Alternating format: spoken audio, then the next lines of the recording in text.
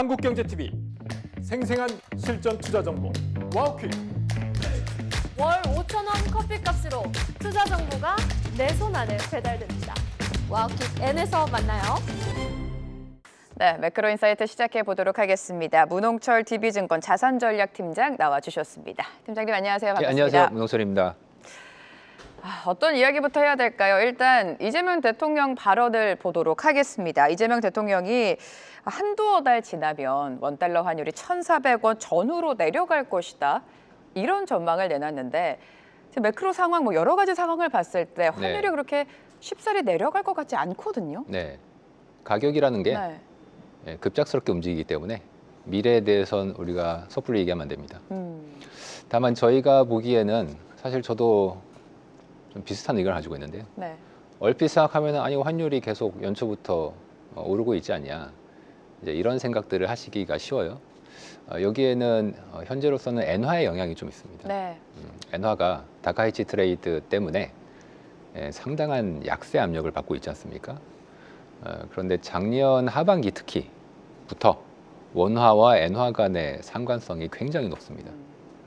즉 우리가 아무리 잘하고 우리가 아무리 못해도 그냥 엔화가 움직여버리면 우리의 의지와는 상관없이 달러원 환율이 엔화를 따라가는 경우가 상당히 이제 많다는 거죠. 근데 이제 엔화가 최근에 다카이치가 총선을 새로 하겠다. 네. 시기는 이제 2월 초가 되겠죠. 이제 2월 초의 총선 결과에 따라서 현재 다카이치의 지지율이 높은 편이기 때문에 총선이 다카이치에게 유리하게 나온다면 한 번 더 엔화나 원화가 좀 약해질 가능성이 있겠죠. 하지만 그 이후에는 더 이상 엔화가 약해질 재료가 존재하지 않습니다. 현재 일본의 재정이나 다카이치 정권에 대한 지지율 관련돼서는 아마 2월 초에 엔화의 불확실성이 꽤 약화될 수 있다. 그렇다면은 이제 더 이상 엔화가 원을 끌어내리던 그동안의 흐름이 일부 완화될 가능성이 있고요.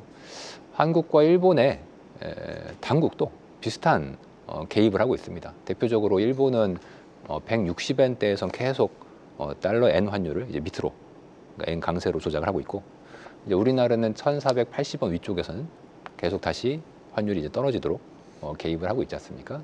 그런 면에서의 영향이 좀 있고, 미국도 양적 완화를 했잖아요. 이 양적 완화가 앞으로 월 400억 달러씩 누적적으로 영향을 미치기 때문에 이 또한 약달러 재료가 됩니다. 제가 혼자서 생각하고 있는 또 하나의 강력한 약달러 재료가 있는데요. 그게 뭐냐면, 이건 아마 저 혼자만 얘기하고 있는 건데, 그 미국은 역사적으로 관세를 대규모로 매긴 이후 플러스 1년의 시차를 두고서 강력한 디플레이션이 벌어집니다. 작년 4월 2일에 전 세계적인 상호관세를 발표했죠. 정확히 플러스 1년이 올해 3월이지 않습니까? 그렇다면 3월을 전후로 해서 갑작스럽게 연준이 태도를 바꾼다던가 달러가 약세로 갈 가능성이 이제 높기 때문에 저희는 그런 면에서 환율이 안정될 가능성이 꽤 크다. 그런데 이건 우리도 이미 2018년 미중 관세 전쟁 때 경험해 본 적이 있습니다. 2018년에 기억이 잘 안 나시겠지만 연초부터 미중 간의 무역 갈등이 엄청났거든요. 네. 그런데 18년에 미국 경제가 되게 좋았어요. 그런데 19년 새해가 되자마자 갑자기 경제가 엄청나게 나빠지기 시작합니다. 미국이. 그래서 그때 달러도 약세로 가고 연준도 태도를 급작스럽게 이제 바꾸고 했었는데, 정확히 1년의 시차를 가지고서 관세가 디플레 압력을 만들었다. 이게 과거에 거의 100년 이상 성립했던 관계이기 때문에 저는 올해 3월을 상당히 주의해서 볼 필요가 있다고 봅니다. 올해 3월이 말씀대로 트럼프가 관세 정책을 한 딱 1년이 지난 시점이죠. 네. 그때를 잘 봐야 된다 말씀해 주셨고, 일단 그래도 한국도 정부도 당국의 개입이 들어가면서 환율을 진정시키기 위해 여러 가지 카드를 좀 꺼내고 있습니다. 추가적으로 나올, 뭐라고 표현해야 될까요? 카드가 더 있다고 보십니까? 카드는 사실 너무 많은데 안 쓰고 있는 게 이상할 뿐입니다. 전 개인적으로. 네. 이렇게 얘기하면 좀 이해가 안 되실 수도 있겠는데, 지금 거의 국민연금만 동원을 하고 있지 않습니까? 환해지 전략. 그 통했다고 보세요? 지난해 말에는 꽤 영향을 줬죠. 네. 하지만 이제 연초에 달러가 강세가 되다 보니까 일부 되돌린 면이 이제 좀 있었고요. 현재 연금의 환해지 관련된 규모는 대략, 그러니까 한도 개념에서는 전략적 해지와 전술적 해지를 합쳐서 대략 600억 달러 이상, 그리고 한국은행과 통화 수합을 한 게 또 650억 달러 있기 때문에 두 개 더하면 거의 1,000억 달러 이상의 실탄을 가지고 있는 거고요. 사실 우리가 이 국민연금을 동원하는 실탄이 일반적이지 않죠. 보통은 그럼요. 한국은행과 기재부가 동원돼서 쓰는 실탄이 있는데 이 실탄에 대해서는 지금 아무도 얘기를 하고 있지 않지 않습니까? 뭐 외환보유고만 하더라도 4천억 달러가 이상 있고 이제 한국은행이 주요국 중앙은행들과 이 통화 수합 라인도 대략 1,500억 달러 가량이 있기 때문에 뭐 사실 실탄 걱정은 그렇게 하실 필요는 없는데 다만 이제 정치적인 어떤 이유에 의해서 개입을 할 시기, 뭐 상황 그리고 가뜩이나 뭐 달러가 강세인데 걷다 대고서 달러가 약하도록 환율을 아래쪽으로 개입을 하면 효과가 떨어지겠죠. 반대로 달러가 이제 약세 흐름을 타고 있을 때 혹은 뭐 시장이 거래량이 별로 없을 때 이럴 때 강력하게 한 방에 개입을 하는 게 훨씬 효과성이 좋기 때문에 뭐 저는 외환 당국에서는 이러한 효과성을 따지면서 네. 실탄을 계속 이미 있는 실탄을 쏠 시간만 보고 있다 그렇게 보고 있습니다. 강력한 카드를 꺼낼 타이밍을 보고 있다. 이렇게 해석을 하셨네요. 자, 한국 이야기 조금 더 들어가 보도록 하죠. 어제 한국의 지난해 4분기 GDP가 나왔는데 꽤나 충격적이었어요. 네. 마이너스 0.3 그러니까 역성장을 한 건데 그 이유가 내수 부진입니다. 사실 내수 부진은 뭐 계속 이어오지 않았습니까, 네, 팀장님? 네. 왜 이렇게까지 안 좋게 나왔을까요? 이 4분기에만 해당되는 얘기는 아니겠지만 네. 우리나라는 전통적으로 기업들이 수출을 하면 벌어들인 돈으로 보너스 주고 월급 주고 공장 세우고 하면서 이제 국내에서 소비 및 공장 투자를 해서 이제 돌아가는 그런 경제였지 않습니까? 네. 그런데 이게 뭐 최근으로 올수록 점점 기업들이 번 돈을 수출은 나름 잘 되고 있어요. 수출은 좋죠. 그 돈을 국내에 투자를 안 하고 대신 뭐 미국이나 다른 나라에 투자하는 방식으로 이제 옮겨가고 있지 않습니까? 반도체는 좋은데 이제 반도체 회사에 계신 직원분들은 좋겠죠. 근데 그분들의 인구 수가 이제 우리나라에서 그렇게 크지도 않고 그분들이 소비를 한다고 해봐야 그게 내수에 도는 게 이제 얼마나 크겠냐라는 거죠. 가뜩이나 내수가 안 좋은데 사실 환율 때문에 지금 기준금리를 인하도 못하고 있는 상황이지 않습니까? 이제 이러한 상황에서 지금 시장금리가 국내 굉장히 큰 폭으로 올랐단 말이에요. 지금 단기물 금리가 3%를 넘어가고 국채 10년물 금리가 3% 중반을 넘어가는데 네. 이게 과연 우리나라의 펀더멘털에 너무 부담스러운 거죠. 뭐 80세 넘은 어르신한테 이 금리라는 게 뛰는 속도와 비슷한 거거든요. 이제 어르신한테 100m 15초에 뛰세요 하면 이거는 굉장히 힘들단 말이에요. 그렇죠. 그러니까 우리나라의 경제가 이런 좀 노쇠한 그런 체력을 가지고 있는 상태에서 현재의 기준금리를 낮추지도 못하니까 100m를 15초에 뛰어야 되는 상황이 이제 만들어지는 거죠. 그렇다면 뛰다가 굉장히 힘들어 하든지 결국 115초에 못 뛰든지 혹은 뭐 중간에 최악의 경우 뭐 넘어진다던가 혹은 힘들어서 뭐 병원에 실려가는 경우도 나타날 수가 있기 때문에 이제 이러한 조짐이 서서히 뭐 4분기 GDP에 네. 나타나고 있는 것 같고 이제 앞으로 보통 저희를 제외한 거의 대부분의 학자분들이나 전망기관은 내수가 회복된다, 경제가 회복세다 이렇게 얘기하시잖아요. 물론 체감은 절대 안 되지만, 근데 저는 체감을 넘어서 오히려 올해가 더 어려울 수 있다. 내수가요? 네. 네. 왜냐하면 제가 아까 미국이 1년 그나마 미국은 좋지 않습니까? 그 좋았던 미국조차도 올해는 관세 플러스 1년에 효과가 안 좋게 벌어질 수 있기 때문에 그 시청자분들도 혹시 궁금하시면 지난 2019년 한국 경제가 어땠는지 한번 체크해 보십시오. 과거의 답이 있습니다. 내수 부진은 올해도 더 심화될 것이다. 이렇게 전망하고 계신데, 자, 그럼 한국은행 입장에서는 금리를 올해 계속해서 동결을 할까요? 어떻게 예상하십니까? 거의 대부분의 사람들이 네. 동결로 예상하고 있고요. 네. 뭐 통화 정책은 제가 하는 게 아니고 그분들이 하는 거지 않습니까? 그럼요. 그러니까 저도 뭐 동결하겠구나라고 생각합니다. 하지만 저는 절대로 현재 우리나라의 금리가 적당하다고 생각하지 않습니다. 인하를 사실은 할 필요가 있는데 금리 인하 문구까지 좀 삭제되고 완전 삭제돼서 네. 그렇게 되면은 이제 아예 인하 여지를 싹을 뽑은 없앴죠. 거잖아요. 네. 그렇게 된다면은 오히려 이제 시장에 혹은 경제 주체분들의 생각은 와 지금 내수가 이렇게 힘든데 금리 인하도 기대할 게 없고 그러면 나는 절대로 여기서 뭐 사업도 하면 안 되고 장사도 하면 안 되고 지금 다니는 직장에서 그냥 무조건 밧줄 동여매고 살아야 된다. 이 생존 모드로 들어가게 되는 거지 않습니까? 그럼 소비가 더더욱 위축되는 방향으로 이제 갈 수밖에 없겠죠. 그런 점에서 굉장히 한국 경제가 어려울 수 있다. 이렇게 보여집니다. 한국 경제가 어려울 수 있다. 지금 내수는 부진한데 수출은 좋아요. 또 반도체 수출이 호황을 누리고 있다. 이런 말 많이들 들으셨을 텐데 미국 경제도 마찬가지 아닙니까? 지금 그렇죠. 뭐 K자 성장 이 단어가 나오고 있는데 미국 경제를 떠받들고 있는 것도 결국에 AI 산업이잖아요. 네. 올해는 계속되는 적극적인 투자 이어질 거라고 보십니까? 이 투자라는 것은 결국 버블이 터질 거냐 안 터질 거냐와 동일한 질문이 언제 터질 되겠죠. 거냐? 네. 버블이라고 미리 알 수는 없지 않습니까? 따라서 저도 신이 아니기 때문에 그 옛날에 연준 의장이었던 앨런 그린스펀 의장도 버블이란 건 터지기 전까지는 알 수 없다. 아, 그렇게 위대한 분이 그렇게 얘기했는데 저 같은 사람이 뭐 올해 터진다 이렇게 얘기할 수 없지 않습니까? 그런 면에서 올해도 왜냐하면 이쪽은 사실상 군비 경쟁이 돼버렸습니다. 네.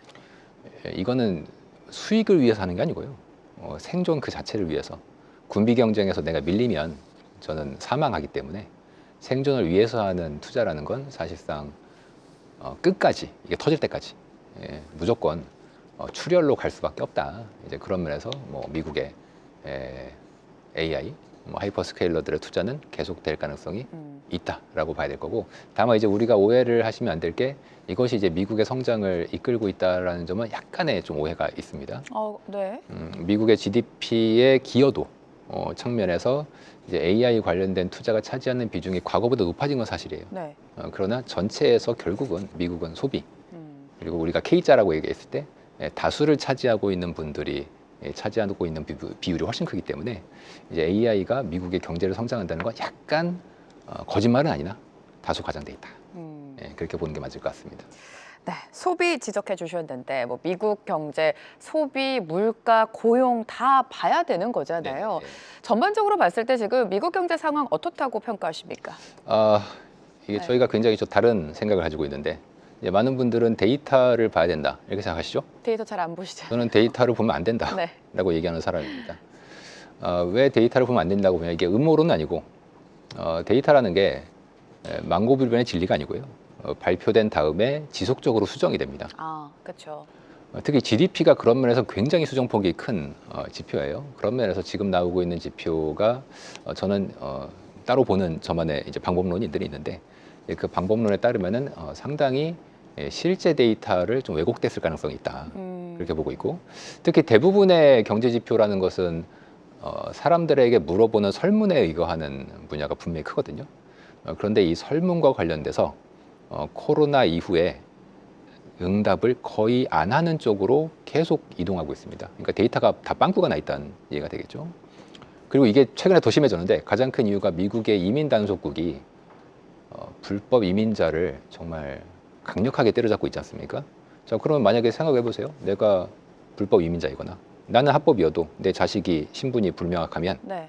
제가 정부에서 저 통계 조사원인데 응답 좀 그러면 바로 끊어버립니다. 응답을 안 해요. 그러니까 이걸로 이제 대표적으로 우리가 알 수 있는 게 뭐가 있냐면 실업수당 청구 건수가 네. 굉장히 낮아요.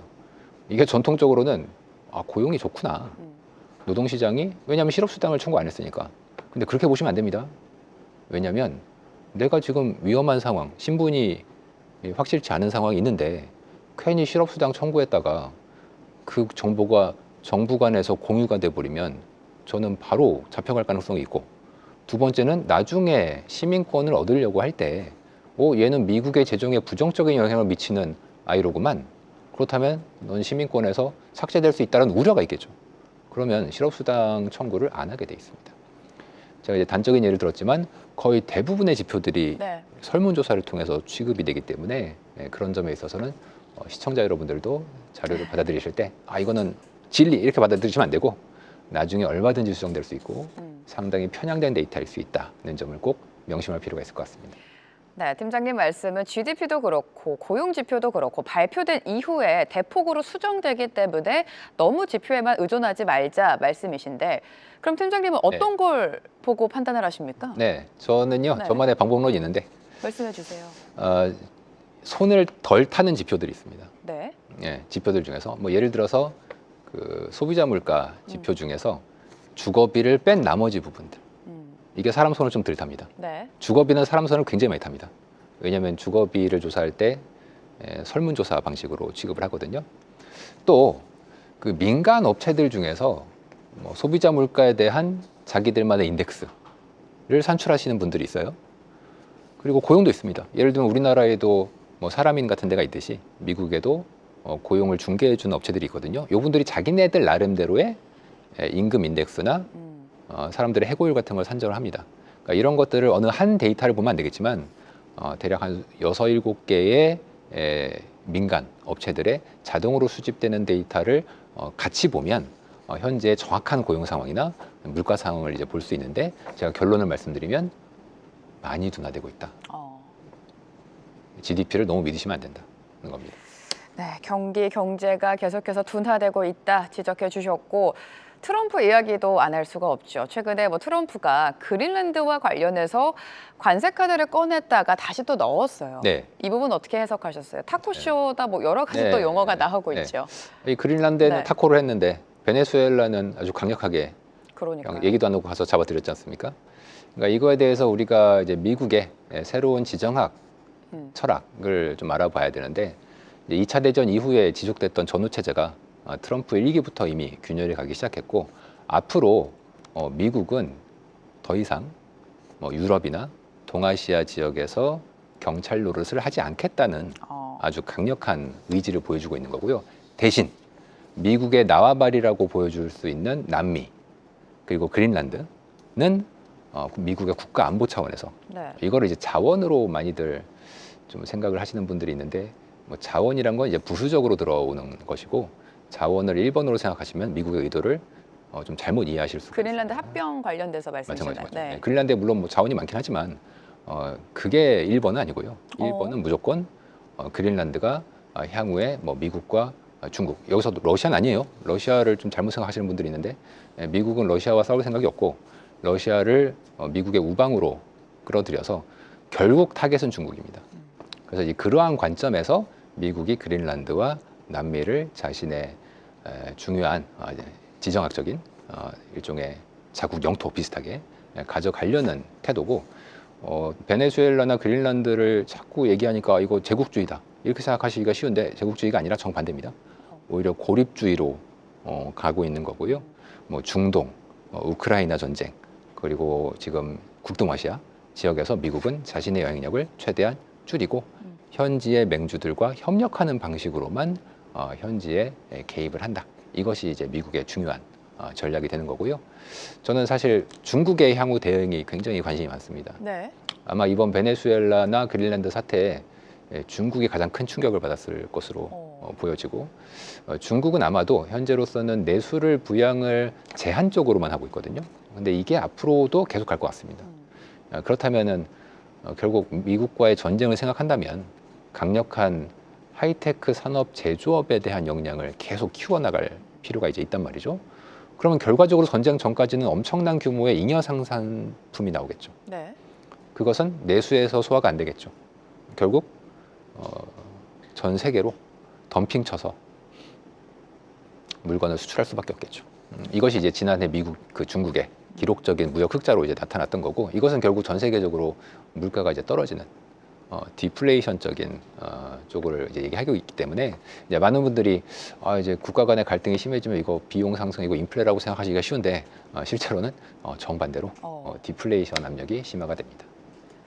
오히려 반대로 디플레이션 압력이 심화될 것이다 이렇게 예상을 하셨습니다. 네. 지금 뭐 미국이 뭐 계속해서 스스로를 좀 고립을 하고 있다 그렇죠. 강조를 해주셨는데 네. 이런 단어가 또 나왔잖아요. 돈로주의라고. 네네네. 예. 지금 제임스 먼로 대통령과 트럼프 대통령을 합친 신조어인데 네. 이거 자체가 글로벌 전반적인 경제에는 어떤 영향을 미칠까요? 이제 미국이 지난 국가를 네. 만든 이후 시간이 꽤 지났지 않습니까?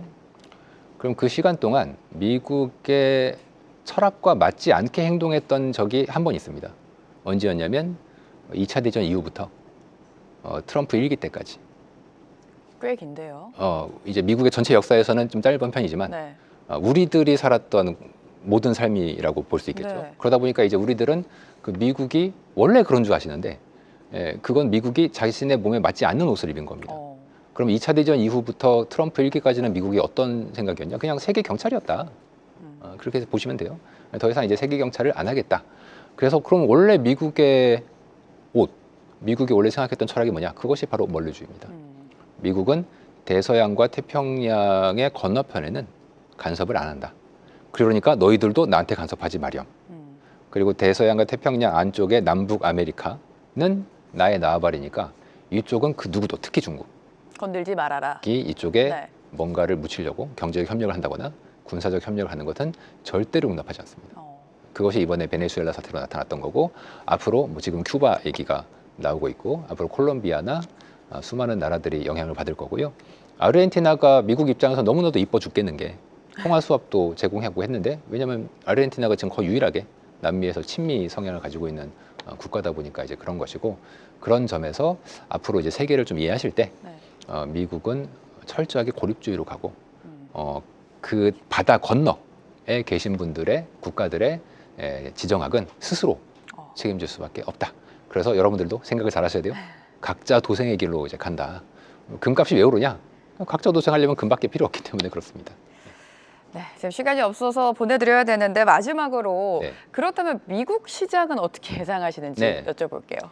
예, 증시 흐름이요. 미국의 증시 흐름 같은 경우에는 저희가 올해 미국의 성장 둔화를 보고 있지 않습니까? 네, 네. 그리고 최근에 미국의 소프트 IT 업계들, 소프트웨어 중심의 실적이 그렇게 상대적으로 좋지 않습니다.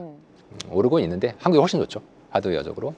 예, 그런 점에서 저희가 미국의 성장 둔화와 약달러를 보고 있는데 이렇게 약달러로 가고 있는 상황에서는 일반적으로는 미국의 증시도 좋긴 하지만 상대적으로 미국 외 지역의 증시가 더 좋습니다.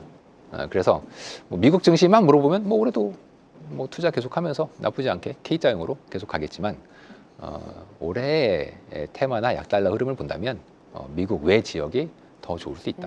예, 그렇게 보시면 되겠습니다. 네, 미증시보다는 비미국 증시가 조금 더 매력도가 높다라고 판단해 주셨습니다. 자, 매크로인사이트 오늘 문홍철 팀장과 함께했습니다. 팀장님 고맙습니다. 예, 감사합니다.